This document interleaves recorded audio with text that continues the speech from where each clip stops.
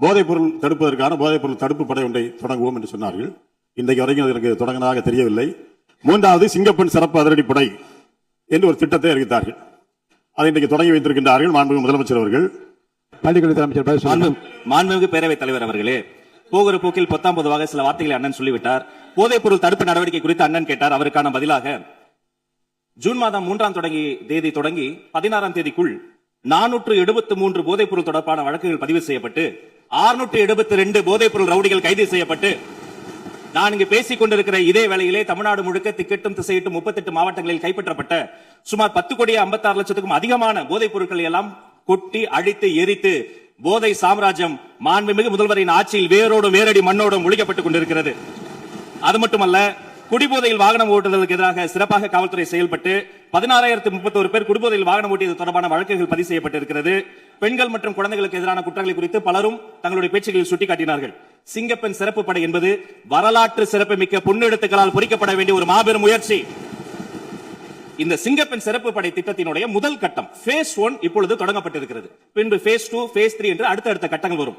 இந்த phase 1லேயே சிங்கப்பெண் முதல் கட்டத்திலேயே வெற்றிகரமாக தொடங்கப்பட்டு 70 சிங்கப்பெண் சிறப்பு படைக்கல அலகுகள் உருவாக்கப்பட்டு உதவி ஆய்வாளர்கள், காவல்துறையினுடைய பணியாளர்கள் என்று ஒரு திட்டமிடப்பட்ட கட்டமைக்கப்பட்ட ஒரு ஸ்ட்ரக்சர் உருவாக்கப்பட்டு தமிழ்நாடு முழுக்க ரோந்து பணிகள் மேற்கொள்ளப்பட்டு கல்வி நிறுவனங்களில் மட்டும் 1315 கல்வி நிறுவனங்களில் விழிப்புணர்வு நிகழ்ச்சிகள் நடத்தப்பட்டு பொது இடங்களில் 1418 இடங்களில் விழிப்புணர்வு நிகழ்ச்சி நடத்தப்பட்டு நேரில் சென்ற 69 வழக்குகள் பதிவு செய்து விசாரித்து ஆதரவு சேவைகளுக்காக 25 வழக்குகளுக்கு அனுப்பப்பட்டு காணாமல் போன ஒரு குழந்தையும் பெண்ணையும் சிங்க பெண்கள் சிறப்பு படை கண்டுபிடித்து வீட்டுக்கு அனுப்பி வைத்திருக்கிறார்கள். அது மட்டுமல்ல, கடந்த 15-20 நாட்களுக்குள்ளாக சற்றொப்ப 1328 நினைவு சரியாக இருக்குமானால் அந்த குற்றவாளிகளாம் அடையாளம் காணப்பட்டு உடனடியாக கைது செய்யப்பட்டு பிணையில் ஜாமீனில் வெளிவர முடியாத பிடியாணை பிறப்பிக்கப்பட்டு சற்றொப்ப 2500 சொச்சம் அந்த சீரியல் அஃபெண்டர்ஸ், அதாவது 18 குற்றவாளிகளை எல்லாம் உடனடியாக பிடித்து கிட்டத்தட்ட 4000க்கும் அதிகமான சமூக விரோதிகளை சிறைச்சாலையில் தள்ளி இருக்கிறது தமிழ்நாடு காவல்துறை என்பதை இதன் மூலமாக தெரிவித்துக் கொள்கிறேன்.